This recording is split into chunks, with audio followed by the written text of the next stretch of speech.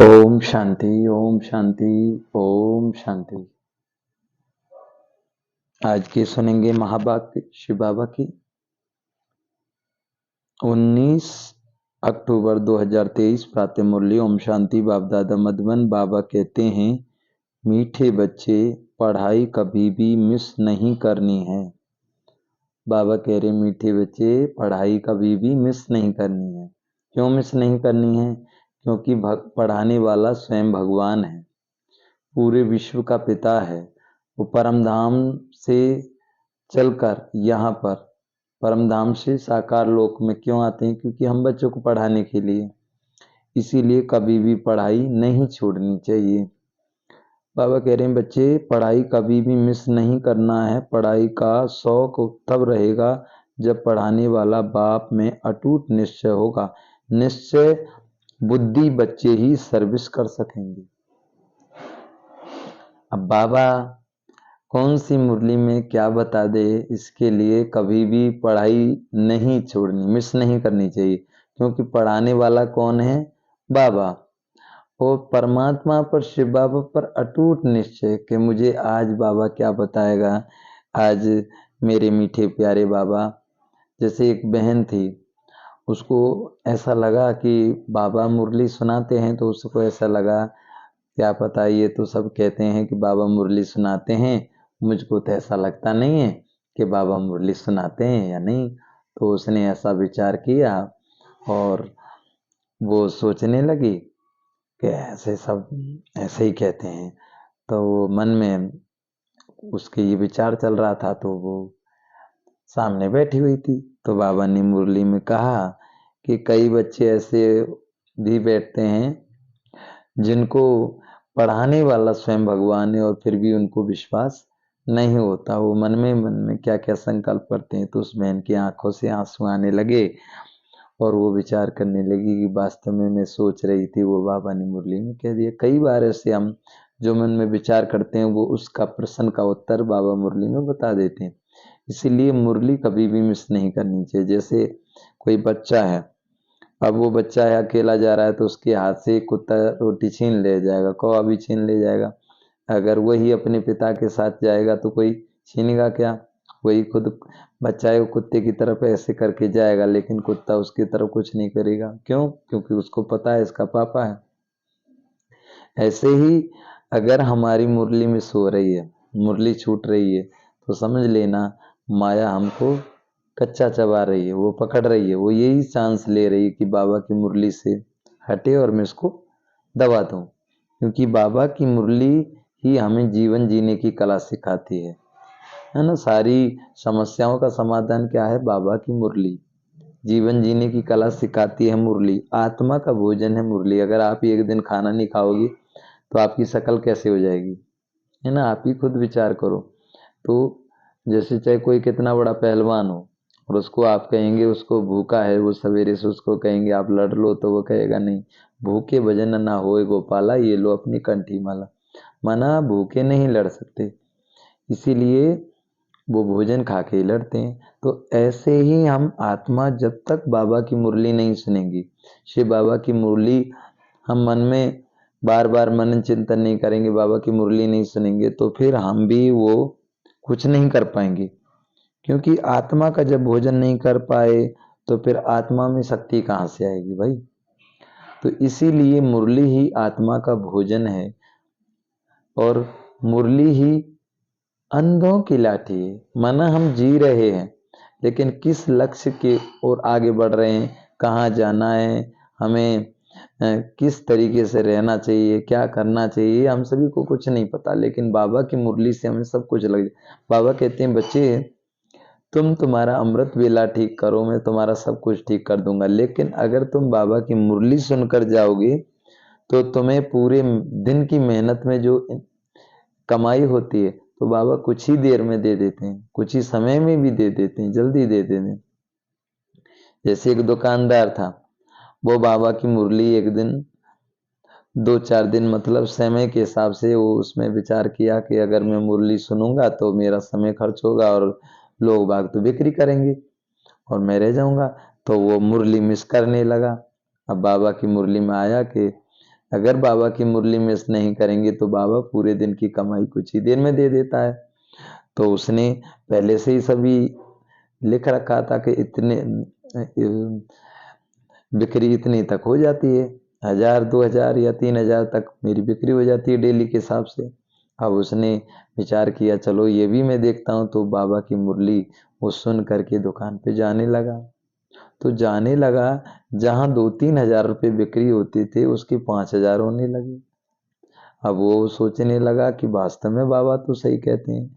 तो फिर उसने ये संकल्प किया कि बाबा की मुरली मिस नहीं करूंगा, बाबा की मुरली सुनकर के ही मैं दुकान पर जाऊंगा। तो बाबा आज यही कह रहे हैं, क्योंकि बाबा की पढ़ाई कभी मिस नहीं करनी चाहिए। अटूट निश्चय विश्वास भगवान के साथ। प्रश्न, बाप दादा को बच्चों की कौन सी बात सुनकर बहुत खुशी होती है? उत्तर, जब बच्चे सर्विस समाचार का पत्र लिखते हैं, बाबा आज हमने फलाने को समझाया, उसको 2 बाप का परिचय दिया, ऐसे ऐसे सेवा की, तो बाबा उन पत्रों को पढ़कर बहुत खुश होते हैं। याद, प्यार व खुश खैराफत का पत्र लिखते हैं, बाबा का पेट नहीं भरता, बाबा अपने मददगार बच्चों को देख खुश होते हैं, इसलिए सर्विस करके समाचार लिखना चाहिए। बाबा कह रहे हैं जैसे हमारे कोई बच्चे होते हैं तो हम क्या करते हैं, अब वो अपन हमारे बच्चे होते हैं अगर कुछ लिखते हैं तो हम कितने खुश होते हैं। अगर कोई बच्चा है छोटा सा और वो बोलना नहीं जानता, अगर वो कुछ बोल रहा है, कहते हो पापा, बोलो बोलो बोलो, पापा, काका, चाचा, मामा, जो भी बोलता है एक शब्द ही बोलेगा, तुमको कितना प्यारा लगेगा। तो बाबा के बच्चे बन गए। और जब हम गांव गांव में, शहर शहर में, चाहे फेसबुक द्वारा, चाहे यूट्यूब द्वारा, चाहे व्हाट्सएप के द्वारा, कोई भी तरीके से, चाहे गांव गांव में, शहर शहर में जा करके अगर बाबा का संदेश दे रहे हैं तो बाबा बहुत खुश होते हैं। और बाबा फिर याद प्यार देने बगैर रहते नहीं है, खुशी देते हैं। तो बाबा कहते हैं अगर सेवा पर जाते हैं तो लिखना चाहिए, बाबा को बताना चाहिए। तो बाबा कहते हैं बाबा का पेट नहीं भरता, बाबा अपने मददगार बच्चों को देख खुश होते हैं, इसलिए सर्विस करके समाचार भी लिखना चाहिए। गीत है चलो माँ। ओम शांति। बच्चे जानते हैं कांटों से फूल की दुनिया में जाना है, सतयुगी दुनिया को देवी फूल ही कहेंगे, कलयुग में मनुष्य हैं कांटे मिसल, एक दो को तंग करते हैं, दुख देते रहते हैं। तुम बच्चे अब खुश होते हो कि चलो अब हम अपने उस देवी फूलों की सुखधाम में चलें। चलने का भी राज समझना है। चलेंगे तब जब अच्छी रीति पढ़ेंगे। पहले तो निश्चय चाहिए पढ़ाने वाला कौन है।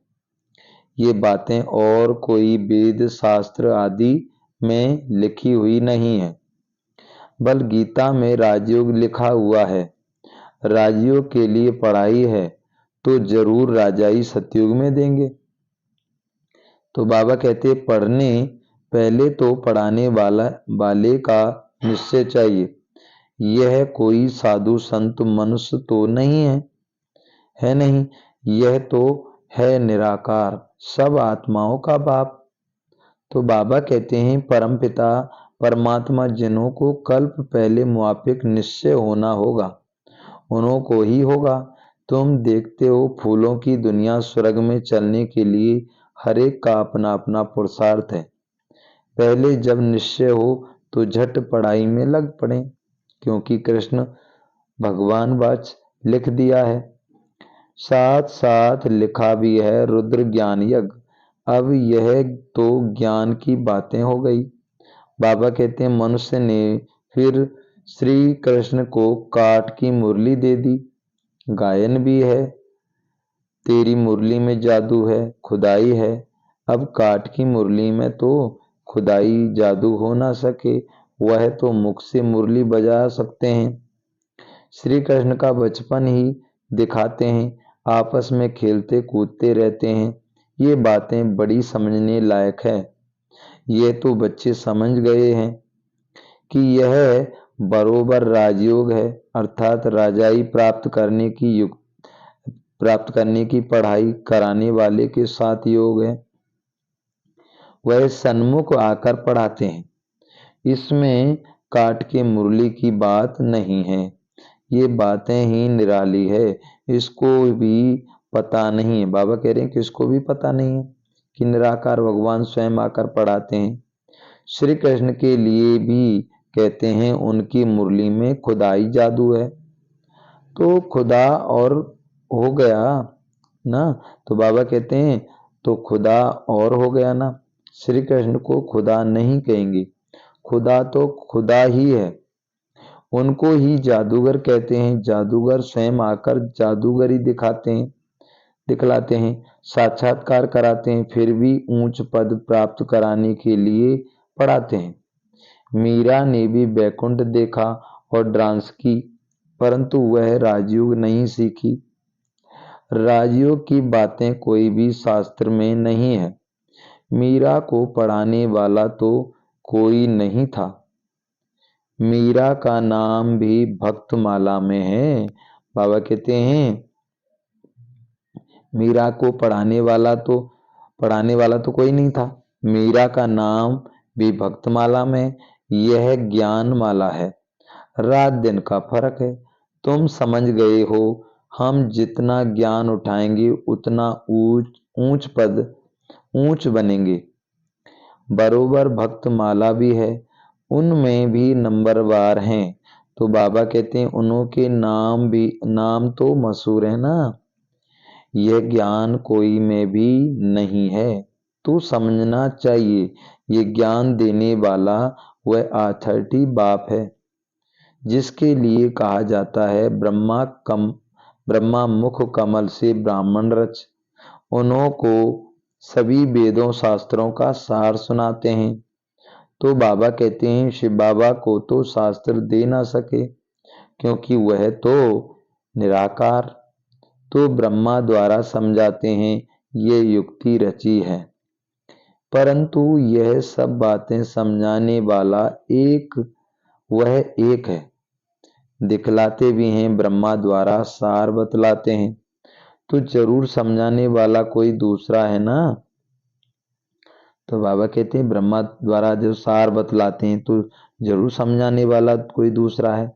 अभी तुम प्रैक्टिकल में देखते हो, शिव बाबा जो ज्ञान का सागर है, शिव बाबा जो ज्ञान का सागर है, वो हमारा बाबा भी है। वह सन्मुख बैठे हैं। कौन बैठे हैं?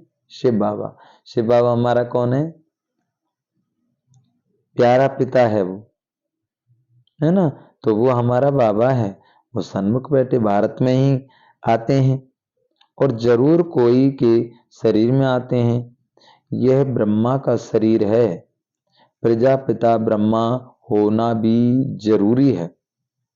बरोबर प्रजापिता ब्रह्मा द्वारा ही बाप आकर ब्राह्मण धर्म रचते हैं।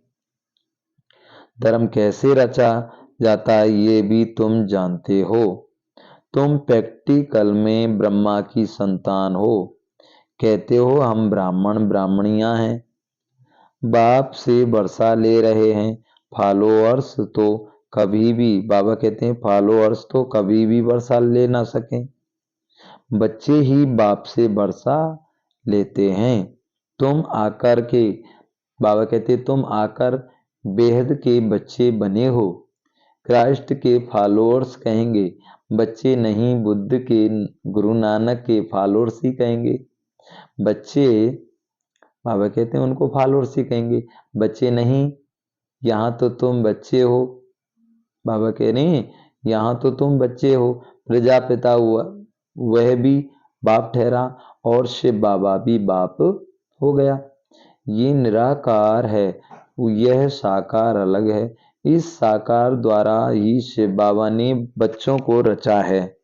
अब तुम्हारे में भी कोई को तो पक्का निश्चय, कोई को नहीं। लॉटरी है बहुत बड़ी।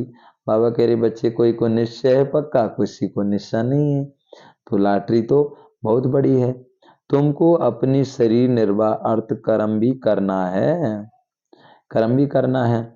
और फिर यह ज्ञान सीखना है। उस पढ़ाई में बहुत मेहनत करनी पड़ती है। यहाँ भी बाप कहते हैं घड़ी घड़ी घड़ी, एक घड़ी आधी घड़ी पढ़ो जरूर। अच्छा, कोई भी कारण से रोज नहीं पढ़ सकते हो तो पहले 7 रोज पढ़कर फिर मुरली के आधार पर चल सकते हो। लक्ष्य पकड़ लिया, बाकी है टाल टाल डाल पत्ते। बाबा कहते हैं लक्ष्य पकड़ लिया तो क्या हुआ, और सभी क्या है, टाल डाल पत्ते। आदि को समझना है, वह सब भी चक्र में आ जाता है। तुमको 84 जन्मों का राज भी समझाया है। झाड़ में डिटेल है, झाड़ में क्या है, डिटेल है। चक्र में नटसेल है, समझाया भी है। यह वैरायटी मनुष्य सृष्टि के धर्म है। पहले एक ही धर्म रहता था, फिर बुद्धि वृद्धि होती है। बाबा कहते पहले एक ही धर्म था, फिर क्या होता है, वृद्धि होती है। झाड़ भी दिखाया है कैसे फाउंडेशन निकलता है, कितनी सहज राज है। बाबा कहते हैं ड्रामा और झाड़ को समझना है, बुद्धि में धारण करना है और दूसरों को भी समझाना है। तो बाबा कहते हैं 2 बाप की पॉइंट तो जरूर समझानी है। बेहद के बाप से स्वराज्य मिलता है, इसीलिए राजयोग जरूर सीखना पड़े। परमपिता परमात्मा ही ईश्वर की स्थापना करते हैं, जिसको कृष्णपुरी भी कहते हैं। तो बाबा कहते हैं कंसपुरी में तो कृष्णपुरी स्थापन हो ना सके, इसीलिए संगम पर रखा हुआ है। तुम बच्चों के लिए ये संगम युग है, बाकी और सबके लिए कलयुग है। तुम ही संगम से फिर सतयुग में जाने वाले हो, ये निश्चय चाहिए। अभी हम संगम पर हैं। तो बाबा कहते हैं संगम युग याद रहे तो सतयुग भी याद रहे, और सतयुग स्थापन करने वाला भी याद रहे, परंतु घड़ी घड़ी भूल जाते हैं। तुम समझते हो अभी हम संगम पर हैं। बेहद का बाप आते हैं, बेहद का बाप ही आते हैं कल्प के संगम युगे। गीता में भूल कर दी, गीता से तैल्लुक रखने वाले सिर्फ भगवान, महाभारत आदि है। तो बाबा कहते हैं, बाप समझाते हैं तुम सब सीताएं हो, मैं राम हूं। तो बाबा कौन है, शिव बाबा कौन है, राम। राम माना परमात्मा निराकार, और हम सब कौन है, सीता। सीता माना आत्मा, हम सब आत्मा है। तो आत्मा क्या हुई, सीता। राम, राम माना परमात्मा निराकार। तो हम सभी आत्मा इस देह रूपी है ना। ये जो घर घर में वो बताया ना, क्या कहते हैं, सीता को शोक वाटिका में रखा। तो सभी घर घर में शोक डूबा हुआ है। कोई धन के कारण दुखी है, कोई परिवार के कारण, कोई बीमारी के कारण, कोई किसके कारण दुखी, सभी हैं, सुखी कोई नहीं है। तो परमात्मा शिव आते हैं रावण पर जीत बनाने, मतलब रावण को मारने के लिए, सीता को रावण की चुंगल से छुड़ाने के लिए। तो हम सभी किस में फंस गए हैं, हम काम क्रोध लोभ मोह अहंकार ईर्ष्या घृणा नफरत, ये जो बुरी चीजें सब रावण की प्रतीक। तो इन बुराइयों को भगवान छुड़ाते हैं, और हम सभी को जो बाबा अपनी श्रीमत अनुसार चलाते हैं, जो बाबा हम सभी को कहते हैं बच्चे तुम प्रेम स्वरूप हो, सुख स्वरूप हो, आनंद स्वरूप हो, शक्ति स्वरूप हो, ज्ञान स्वरूप हो। तो इस तरीके से बाबा हमको प्यार करते हैं। तो बाबा कहते हैं, बाप समझाते हैं तुम सब सीताएं हो, मैं राम हूं। तुम रावण राज्य रूपी लंका में हो पड़े हो। वह लंका नहीं, ऐसे नहीं, वहां कोई रावण राज्य था। सतयुग में लंका आदि होती ही नहीं। उस तरफ बौद्धि धर्म है, बाबा कहते हैं उस तरफ बुद्ध धर्म है। अभी बौद्ध धर्म बहुत फैला हुआ है। अब यह तो बच्चों को समझाया गया है। भारत पहले बिल्कुल पवित्र था, सुख शांति थी, एक ही देवी देवता धर्म था।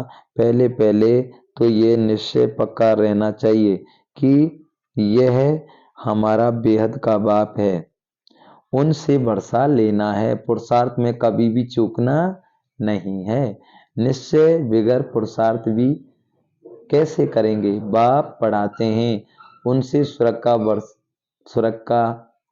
सदा, बाबा कहते हैं बाप क्या करते हैं, पढ़ाते हैं, उनसे सुरक्षा सदा सुख का वर्षा मिल रहा है। यह तो सर्टेन है। स्कूल में बगैर निश्चय अथवा एम ऑब्जेक्ट थोड़ी बैठेंगे, वहां तो सब्जेक्ट बहुत होती है, मार्जिंग होती है। बाबा कहते हैं मार्जिंग भी होती है। यहाँ तो एक ही सब्जेक्ट है, एक ही सब्जेक्ट से कितनी बड़ी राजधानी स्थापन हो रही है, हो जाती है। जो नहीं पढ़ते वह, बाबा कहते हैं जो नहीं पढ़ते हैं तो पढ़े हुए के आगे भरी डोएंगे। तो बाबा कहते हैं जो पढ़े हुए नहीं है तो क्या करेंगे, तो उनके आगे पढ़े हुओं के आगे क्या करेंगे, भरी डोएंगे। प्रजा में भी जो अच्छी प्रजा होंगे उनके आगे कम दर्जे वाली प्रजा भरी जाएगी। कम प्रजा, बाबा कहते हैं कम दर्जे वाली प्रजा भरी डोएगी। प्रजा भी नंबरवार है, प्रजा भी नंबरवार तो है ना। कोई गरीब कोई साधु, कोई गरीब है कोई साहूकार, एक ना मिले दूसरे से। कैसा यह ड्रामा है। मनुष्यों के फीचर्स ड्रामा में नूंद है। पाठ बजाने के लिए कितनी गहू बातें हैं जो धारण कर यथार्थ रीति समझना है, सब तो नहीं समझा सकते। कितनी अच्छी बातें समझाते हैं। निश्चय में ही विजय है। तो बाबा कहते हैं निश्चय होगा तभी पढ़ेंगे।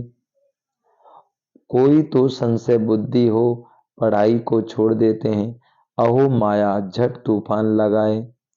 तो बाबा कहते हैं संशय में डाल देती है। संशय बुद्धि विनसंती, चढ़े तो चाखे बैकुंठ रस और गिरे तो चकना चूर। तो बाबा कहते हैं चढ़े तो क्या होगा, चाखे बैकुंठ रस और गिरे तो चकनाचूर। काम क्रोध लोभ मोह अहंकार इसके वशीभूत बाबा की मुरली छोड़ दी, बाबा का ज्ञान छोड़ दिया, सेंटर जाना छोड़ दिया, आपस में जो प्रेम भाव है वो सब कुछ छोड़ दिया, तो क्या होगा, माया ने अपनी चुंगल में पकड़ लिया।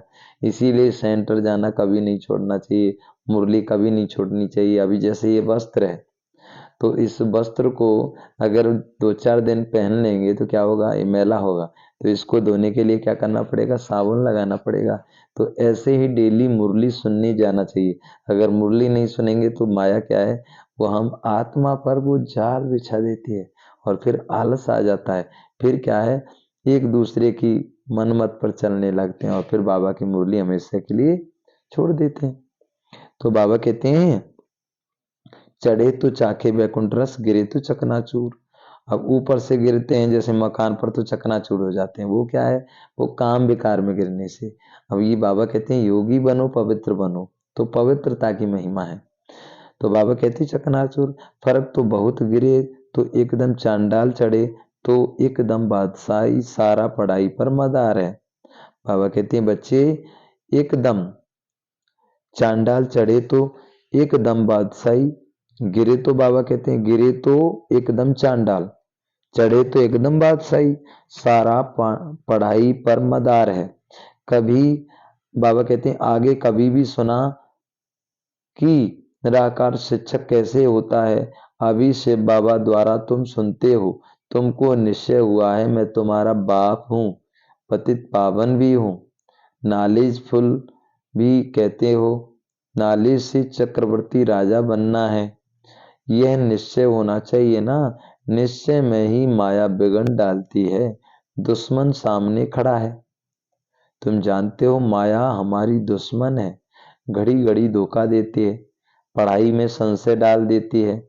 संशय में आकर बहुत बच्चे पढ़ाई को छोड़ देते हैं। अभी बताया ना, पढ़ाई को क्यों छोड़ देते हैं, क्योंकि संशय आ जाता है।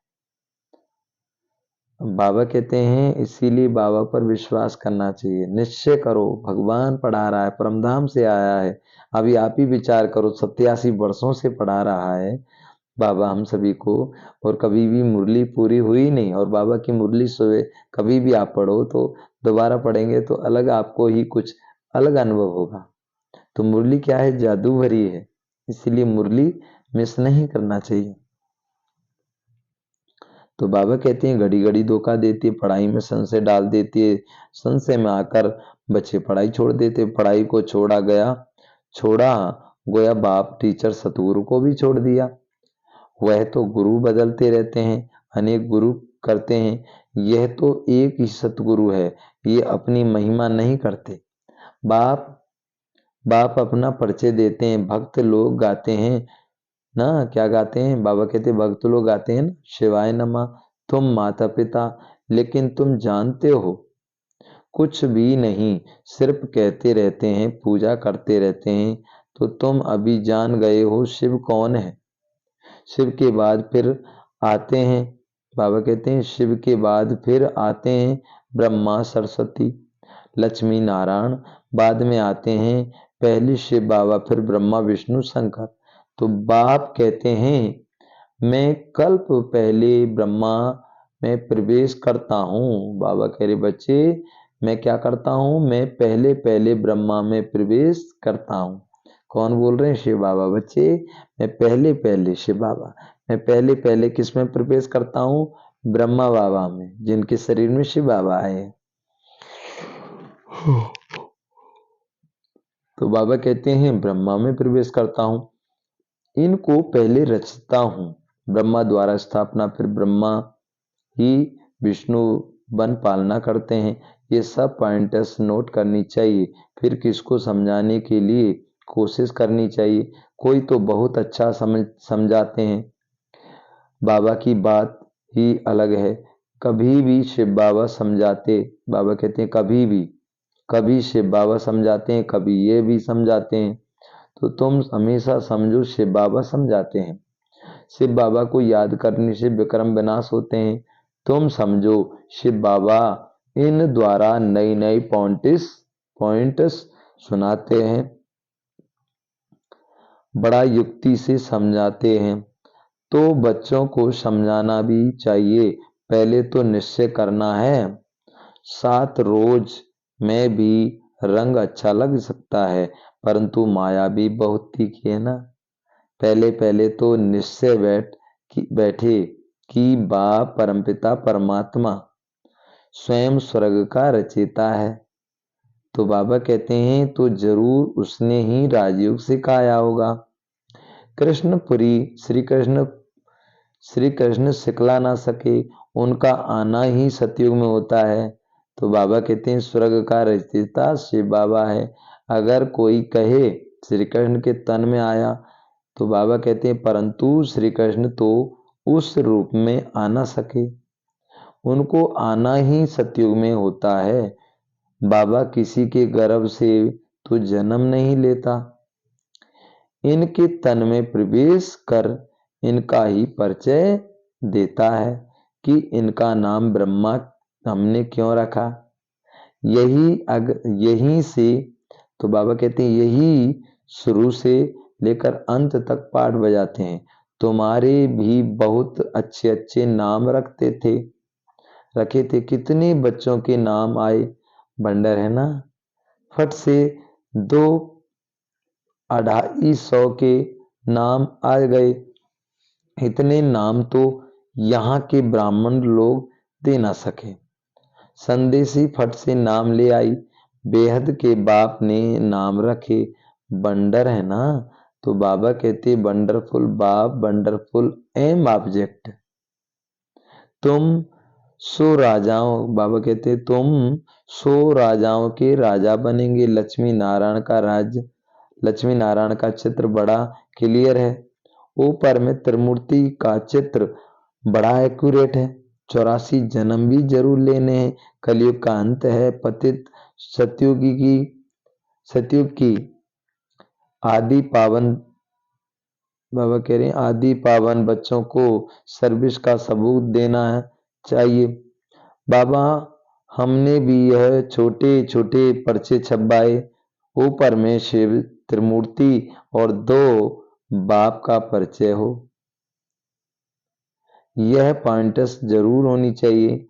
ऐसे ऐसे पर्चे छपवा कर खूब सर्विस करके समाचार देना चाहिए। तो बाबा कहते हैं तब बाप की दिल पर चढ़ सकेंगे। चिट्ठी सिर्फ खुश खैराफत की नहीं, सर्विस करके समाचार लिखना है कि बाबा यह सर्विस, ये सर्विस की। सिर्फ याद प्यार लिखने से बाबा का पेट क्या भरेगा।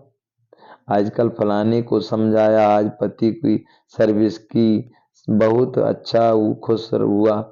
ऐसे ऐसे सर्विस का समाचार बाबा को लिखना चाहिए। जैसे बाबा कह रहे हैं ना, आज पति की सर्विस की, बहुत अच्छा खुश हुआ।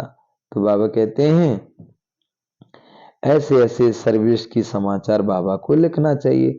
दो बाप की पॉइंटिस, बाबा क्या कह रहे हैं, दो बाप की पॉइंटिस मुख्य है। बेहद का बाप ईश्वर का राज भाग देने वाला है। तुम कितने मीठे बच्चे हो, बाप समझाते हैं। यह सब एडाप्टिव चिल्ड्रेन है। इतने सब तो धर्म के बच्चे ही हो सकते हैं, वह धर्म के फॉलोअर्स होते हैं। यहाँ तुम बच्चे हो, बाप भी ऐसे बच्चों को देख खुश होते हैं। ये सब हमारे बच्चे हैं, अभी अंत का पाठ बजा रहे हैं। स्वर्ग की स्थापना में मदद करने के लिए साथी बने हैं। तो बाबा कहते हैं यह है रुद्र शिव बाबा का अश्वमेघ। बाबा कह रहे ये क्या है, रुद्र शिव बाबा का राजस्व अश्वमेघ ज्ञान यज्ञ। शिव बाबा स्वर्ग की स्थापना कैसे करते हैं, पहले पहले ब्रह्मा द्वारा, ब्राह्मण द्वारा, फिर रुद्र ज्ञान यज्ञ रचते हैं जिससे स्वर्ग की स्थापना होती है। तो ब्राह्मणों बाबा कहते हैं जरूर ब्राह्मणों को ही यज्ञ संभालना होता है। अच्छा मीठे मीठे सिकिल दे बच्चों प्रति माता पिता बाप दादा का याद प्यार और गुड मॉर्निंग। रूहानी बाप की रूहानी बच्चों को नमस्ते। हम रूहानी बच्चों की रूहानी माता पिता बाप दादा को याद प्यार और गुड मॉर्निंग, नमस्ते मीठी बाबा नमस्ते। तो ये थी प्यारे बाबा की मुरली। अवधारणा के लिए मुख्य सार सुनते हैं। तो बाबा ने कहा, बाबा कहते हैं निश्चय बुद्धि बन पढ़ाई करनी है। निश्चय बुद्धि बन, निश्चय बिल्कुल विश्वास अटल निश्चय। तो बाबा कहते हैं निश्चय बुद्धि बन पढ़ाई करनी है, कभी भी किसी बात में संशय नहीं उठाना है, निश्चय में ही विजय है। बाप का साथी बन स्वर्ग की स्थापना में पूरा मददगार बनना है। यज्ञ की संभाल करने वाला पक्का ब्राह्मण बनना है। वरदान ज्ञान स्वरूप बन कर्म फिलॉसफी को पहचान कर चलने वाले कर्म बंधन मुक्त भाव। कई बच्चे जोश में आकर सब कुछ छोड़कर किनारा कर तन से अलग हो जाते हैं, लेकिन मन का हिसाब किताब होने के कारण खींचता रहता है, बुद्धि जाती है। तो बाबा कहते हैं मन का हिसाब किताब होने के कारण खींचता रहता है, बुद्धि जाती रहती है, यह भी एक बड़ा विघ्न बन जाता है। इसलिए कोई से किनारा भी नहीं करना है। बाबा कह रहे बच्चे कोई से किनारा भी करना है तो पहले निमित्त आत्माओं से वेरीफाई कराओ, क्योंकि यह कर्मों की फिलॉसफी है। जबरदस्ती तोड़ने से मन बार बार जाता रहता है। तो ज्ञान स्वरूप होकर कर्म फिलॉसफी को पहचानो और वेरीफाई कराओ तो सहज कर्म बंधन से मुक्त हो जाएंगे। स्लोगन अपने स्वीट होम, बाबा कह रहे हैं अपने स्वमान की सीट पर, अपने स्वमान की सीट पर सेट रहो तो माया आपके आगे सरेंडर हो जाएगी। क्या कह रहे हैं बाबा, अपने स्वमान की सीट पर सेट रहो तो माया आपके आगे सरेंडर हो जाएगी। अच्छा बाबा कह रहे हैं पढ़ाई कभी भी मिस नहीं करनी है। पढ़ाई का शौक तब रहेगा जब पढ़ाने वाले में अटूट निश्चय बुद्धि, बाबा कह रहे हैं अटूट निश्चय होगा। निश्चय बुद्धि बच्चे ही सर्विस कर सकेंगे। अच्छा, ओम शांति ओम शांति ओम शांति। तो ये थी प्यारे बाबा की मुरली। आप सभी भी लाइक व शेयर अवश्य करें, एक दूसरे को भेजिए। बाबा की मुरली का सबको मालूम होना चाहिए कि भाई भगवान हम सभी को पढ़ा रहे हैं, मनुष्य से देवता 21 जन्मों की वर्षा दे रहा है, देने आया है बाबा, तो हम सभी को बार बार बाबा की मुरली सुननी चाहिए। अच्छा, ओम शांति।